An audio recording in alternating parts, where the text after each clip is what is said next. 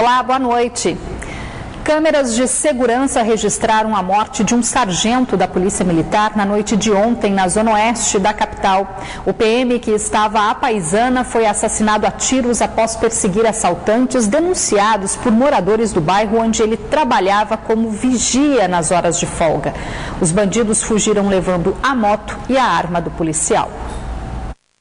As imagens de uma câmera de segurança mostram um momento em que dois homens aparecem correndo nesta rua na zona oeste de Manaus. Eram quase 9 da noite. Em seguida, uma motocicleta chega. Nela está o sargento da Polícia Militar que trabalhava como vigia nas horas de folga. Segundo testemunhas, ele teria iniciado a perseguição aos bandidos após uma denúncia de assalto nas proximidades. Ao tentar sacar a arma para render os assaltantes, é baleado.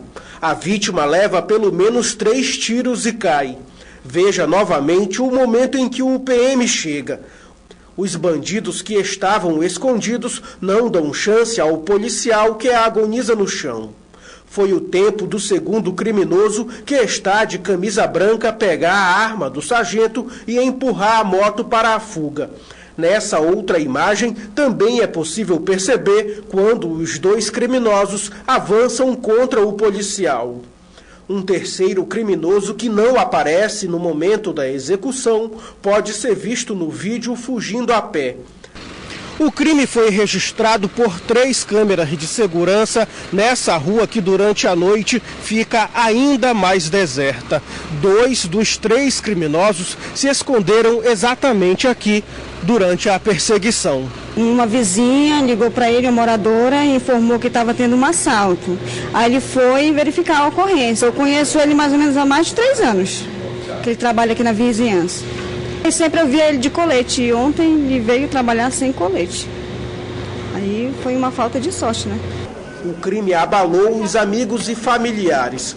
O velório foi realizado em uma igreja evangélica no bairro onde o PM morava. Um pai de família, uma pessoa de bem, acontece uma situação dessa por causa de quê? De bandidagem, né? O sargento da Polícia Militar, Elci Lima da Silva, de 49 anos, tinha mais de 20 anos de profissão. Enquanto policial militar, ele já era um policial, terceiro sargento da Polícia Militar, já tinha mais de 20 anos de serviço na instituição, sempre desempenhou a sua atividade de forma exemplar, não temos nada a dizer com relação à sua pessoa de forma negativa, pelo contrário, a sua ficha só mostra coisas boas e positivas. Ele era querido por todos os seus companheiros, pares, né, subordinados e superiores hierárquicos. As imagens que registraram o assassinato do sargento Elci foram entregues à Polícia Civil do Amazonas, que investiga o caso. Por meio de nota, o Comando-Geral da Polícia Militar do Amazonas lamentou a morte do sargento, que era lotado na 26ª SICOM. O comando da PM também garante que vai oferecer todo o apoio social e psicológico à família da vítima.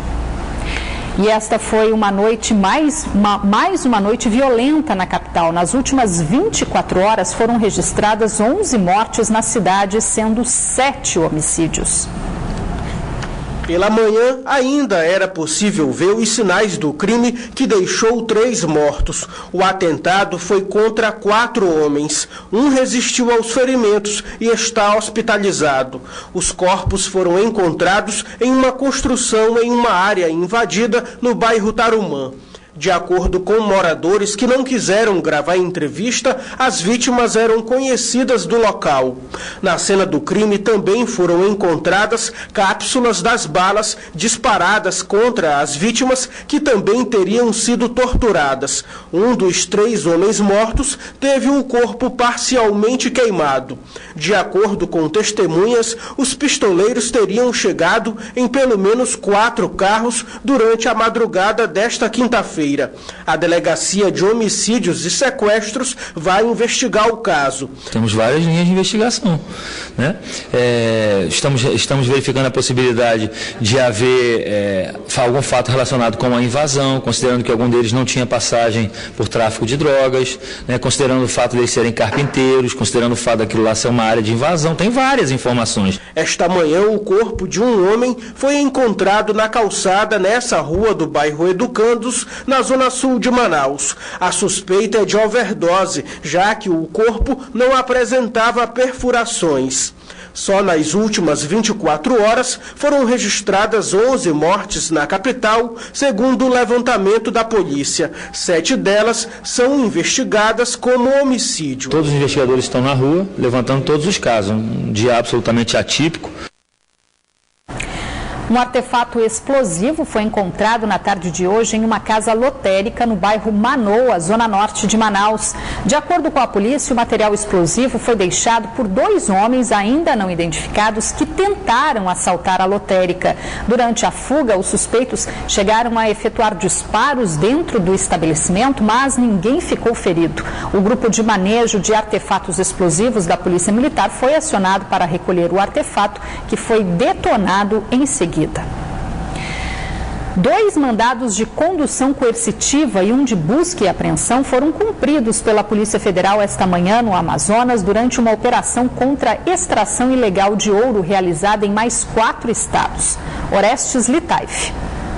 Cerca de 150 policiais federais de várias partes do país cumpriram mais de 300 medidas judiciais nos estados de São Paulo, Pará, Rondônia, Roraima e Amazonas. A organização criminosa era composta por empresários, funcionários públicos, donos de garimpos e até pilotos de avião. Eles são acusados de extrair irregularmente minério no extremo norte do estado de Roraima. De lá, eles extraíam ouro e pedras preciosas com produtos poluentes. Além da degradação do meio ambiente, eles também causavam prejuízos de mais de 17 milhões de reais por mês. Orestes Litaif para o Band Cidade.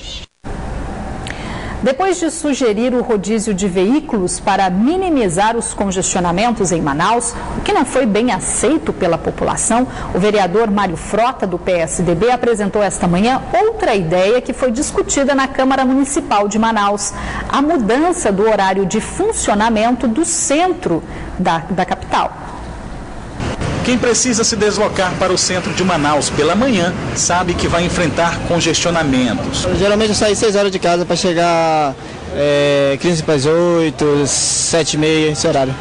E foi pensando nisso que o vereador Mário Frota, do PSDB, convocou uma audiência pública na Câmara Municipal de Manaus esta manhã para discutir com as partes interessadas a viabilidade do projeto de alterar o funcionamento do comércio no centro de Manaus.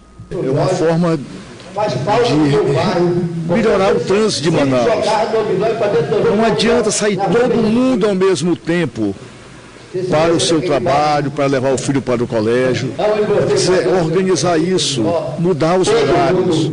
Obviamente que nós crescemos todo ano a nossa frota de veículos, as nossas vias são as mesmas e nós precisamos sim buscar alternativas que possam melhorar. Se ela for bem analisada, se ela for, digamos assim, bem aplicada, é uma medida que pode dar certo sim, mas é preciso primeiro fazer uma avaliação ampla para que a gente possa tomar a medida e ela seja remédio vindo ao encontro da necessidade da população.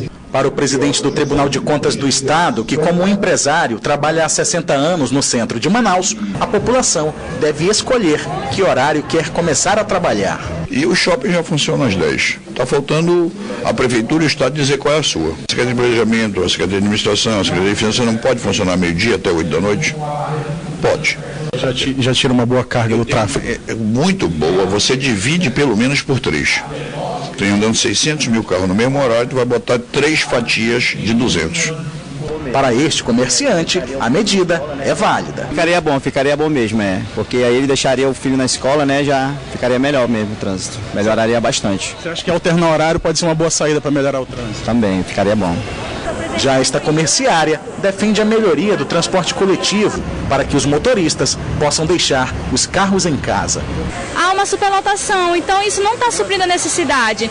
E isso fazendo com que muitos trabalhadores tenham que optar usar seu carro. Só que muitos carros geram fluxo, geram trânsito maior. Mas e você? Gostaria de mudar o horário de entrada do trabalho para fugir do trânsito?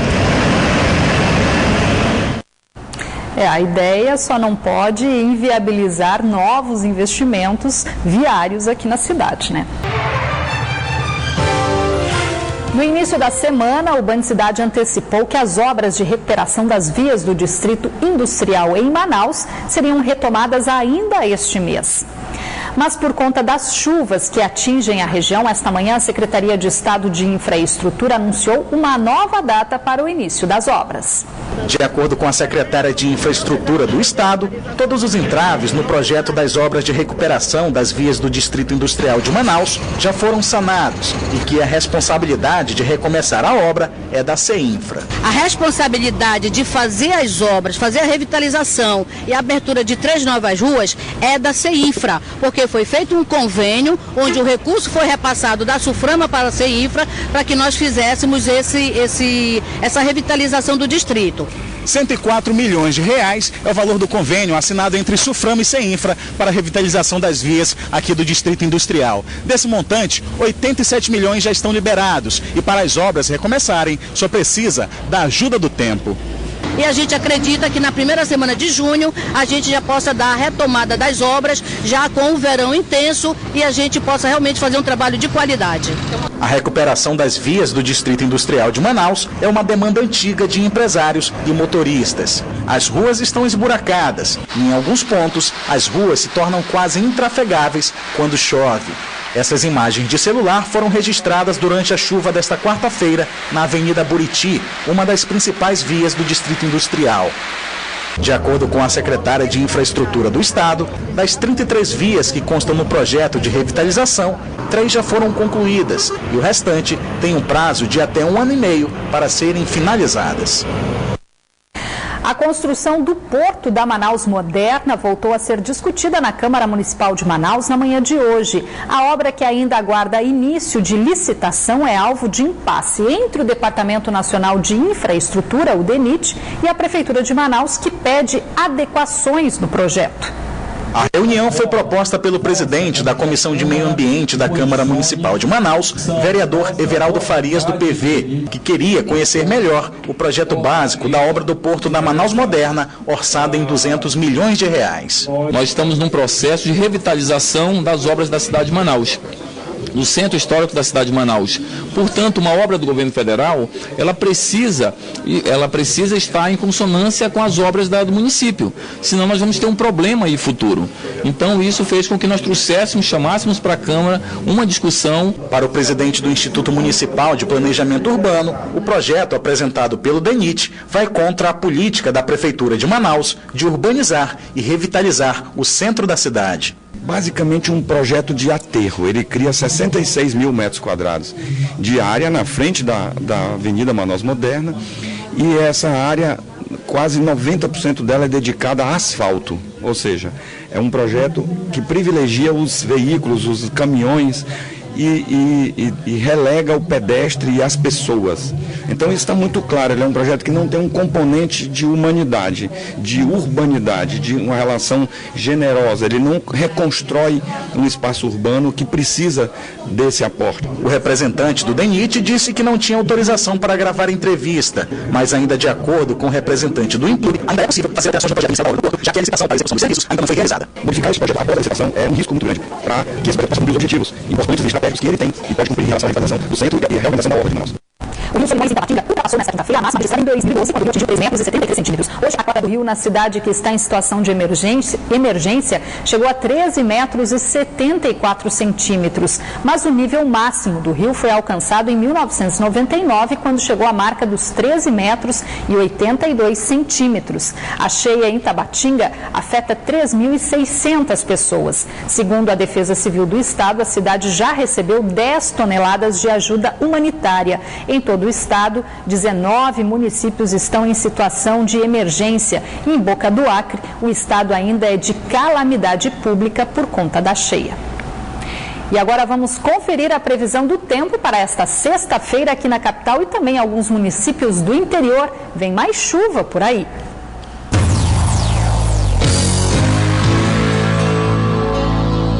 Em Manacapuru, a previsão é de tempo encoberto, com possibilidade de pancadas de chuva. As temperaturas variam entre 23 e 30 graus. Em Maués, a sexta-feira segue com muita nebulosidade e chance de chuva. As temperaturas variam entre 23 e 31 graus. Em Manaus, a previsão também é de muita chuva no decorrer do dia, mínima de 22 e máxima de 30 graus. Depois de registrar o maior aumento da cesta básica entre as capitais capitais brasileiras no mês de março, em abril, Manaus foi a única cidade que registrou queda no preço dos produtos essenciais, segundo pesquisa divulgada hoje pelo DIEESE. A redução em relação a março foi de 1,73%. Em abril, o valor da cesta básica ficou em R$ 331,28 na capital amazonense. Ao todo, 9 produtos apresentaram queda, entre eles a banana, que registrou a maior redução, 5,19%, seguido do tomate, farinha, manteiga, café, arroz, leite, açúcar e a carne. Já o óleo de soja foi o produto que apresentou maior alta no mês, seguido do feijão carioquinha e do pão francês. Ainda segundo o DIEESE, um trabalhador que ganha um salário mínimo comprometeu com a cesta básica no mês de abril 45,70% do seu rendimento líquido em Manaus. O Amazonas aderiu ao Programa Nacional de Erradicação da Febre Aftosa, lançado pelo governo federal nesta quarta-feira em Brasília. Os estados de Roraima e do Amapá também fazem parte do programa, que tem a meta de garantir ao Brasil o selo de Zona Livre de Febre Aftosa. Por meio do Plano Nacional de Defesa Agropecuária, R$2 milhões devem ser liberados pelo governo federal para reforçar a prevenção à febre aftosa no estado. No Amazonas não há registros recentes da doença. Os municípios de Boca do Acre, Guajará e parte das cidades de Lábrea e Canutama já são classificados como livre de febre aftosa com vacinação. Nas demais localidades do estado, o Ministério da Agricultura classifica como zona de médio risco. Mas a meta do governo do estado é garantir o selo de zona livre de aftosa para garantir mais incentivos para o setor. Isso traz muitas vantagens. Em primeiro lugar, o preço da arroba do boi livre de febre aftosa é muito maior do que aquele que não é ainda. Em segundo lugar, o Brasil, para poder sonhar em avançar para novos mercados internacionais, ele tem que ser um país como um todo livre de febre aftosa. Por isso, esse esforço que o nosso governo e de mais os outros 2 estados brasileiros vai fazer agora, juntamente com o governo federal, para lá pelo mês de agosto, todo o país esteja livre da febre aftosa. Em todo o estado, este ano, o rebanho de mais de 1,5 milhão de cabeças será imunizado contra a doença. Como parte do programa de erradicação da aftosa, o governo do estado também deve aumentar as barreiras sanitárias, principalmente nos rios. Um pacote de leis relacionadas ao setor primário também será encaminhado à Assembleia Legislativa, definindo novas orientações sobre temas como transporte de animais, licenciamento das atividades e a consolidação da Agência de Fiscalização, a ADAF. O Plano Nacional de Defesa Agropecuária também prevê uma série de melhorias para o setor primário brasileiro. Um professor foi agredido nesta quinta-feira por um estudante dentro de uma escola pública na zona oeste de Manaus. O caso foi registrado na polícia. A agressão aconteceu na manhã de hoje dentro dessa escola estadual no conjunto Ajuricaba, no bairro do Alvorada, zona oeste de Manaus. Na unidade de ensino, ninguém quis comentar sobre o caso esta tarde. Segundo testemunhas, tudo teria acontecido no corredor da escola quando o professor chamou a atenção do aluno, que revidou com um soco na cara. Ele foi atendido pelos colegas e encaminhado à delegacia para registrar a ocorrência. O caso foi registrado na Delegacia de Apuração de Atos Infracionais. De acordo com a delegada, um inquérito deve ser instaurado para apurar o caso. A vítima compareceu nessa delegacia especializada pedindo providências e justiça. Neste caso, foi prontamente atendido, requisitado o exame de corpo de delito, encaminhado para o atendimento médico, para o socorro e designada audiência. Todos os envolvidos serão ouvidos, já temos o laudo e encaminhamento para a justiça, onde o adolescente enfrentará ação socioeducativa e será responsabilizado pela prática. Apesar do ocorrido, as aulas não foram suspensas nesta quinta-feira. Segundo a Secretaria de Educação do Estado, o aluno de 13 anos cursa o 8º ano do ensino fundamental e foi punido com uma suspensão de 3 dias. O pai do aluno também foi chamado a comparecer na escola. Um relatório de ocorrência está sendo feito pelo gestor da unidade, que ainda precisa ouvir o pedagogo, que só vai retornar às atividades nesta sexta-feira. O caso também será acompanhado pela Gerência de Programas, Projetos e Atendimento ao Escolar da SEDUC. Estudantes do ensino médio desenvolveram um dispositivo para aumentar a segurança e auxiliar a navegação de embarcações nos rios da Amazônia. O sistema instalado nos barcos identifica possíveis problemas e emite um alerta direto para o comandante da embarcação, podendo assim evitar acidentes. Entre 2010 e 2012 foram registrados 300 casos de acidentes envolvendo embarcações de pequeno e médio porte na Amazônia Ocidental. Segundo a Marinha do Brasil, média de 100 mortes a cada ano. No Amazonas, somente no ano passado, aconteceram 13 acidentes fluviais com 7 mortes. Para prevenir novos acidentes nos rios da região, este grupo de pesquisadores desenvolveu um dispositivo que pode aumentar a segurança e auxiliar a navegação de embarcações regionais nos rios da Amazônia.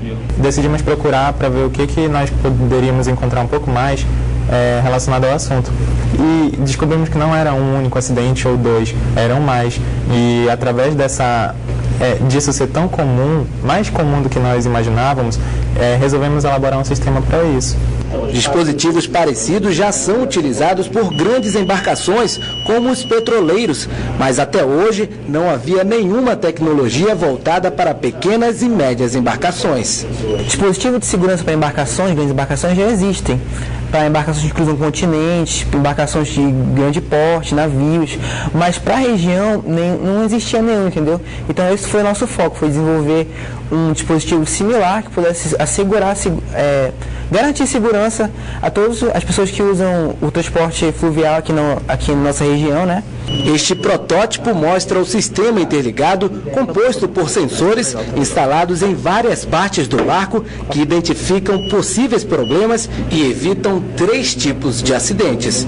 Um dos sensores é instalado na frente do barco e faz o controle da distância, que indica a presença de qualquer objeto no caminho da embarcação, como por exemplo tronco de árvores bastante comuns nos rios da Amazônia. Se ele, por exemplo, distinguir o tronco que vem de árvore a partir de 30 metros de distância, com certeza ajudaria, evitaria acidente. De acordo com os pesquisadores, depois de identificado o problema, o sensor emite um alerta em tempo real direto para o comandante da embarcação. A partir do alerta emitido, o piloto pode fazer uma manobra rápida e evitar a colisão. A partir desses sensores, ele vai deixar que o comandante e a tripulação estejam cientes do que aconteceu na embarcação, em tempo real. Tanto por meio visual, que são as luzes que estarão na embarcação para a tripulação ver, e quanto o LCD, que estará na cabine do capitão para ele ver. E também tem o alerta sonoro, que é o buzzer. O buzzer sempre que se for tocado é porque tem algum problema na embarcação. Então são esses alertas que ele vai indicar. O sistema comporta até 17 sensores que são interligados por uma placa. O sistema é preventivo, prático e mais barato do que outros aparelhos disponíveis no mercado. A novidade será apresentada para todo o Brasil no final do ano, na Feira de Ciências do Nordeste. Aí uma boa ideia para ser adaptada, né? O Band Cidade fica por aqui, mas você pode rever esta edição no site band.com.br/Amazonas. E não se esqueça de ajudar a pautar o Band Cidade. Mande uma sugestão de reportagem com fotos e vídeos para o WhatsApp da redação. Anote o número 992051478. Você fica agora com a propaganda política obrigatória e, na sequência, acompanhe as notícias do Brasil e do mundo no Jornal da Band. Boa noite, até amanhã.